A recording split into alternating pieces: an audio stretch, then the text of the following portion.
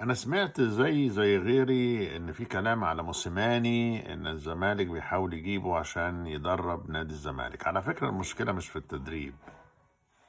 فيريرا كويس جدا ومدرب ومخطط وهايل جدا، وجاب لنا كؤوس، وجاب لنا دوري، وجاب لنا وبيلعب، ودايما يحط صوابعه على دماغه كده بعد ما يجي جون. يعني راجل عبقري يعني. ولا نسيته ان هو كان عبقري؟ والبروف ومش البروف. موسيماني مش هيعمل حاجة بلعيبة زي دول.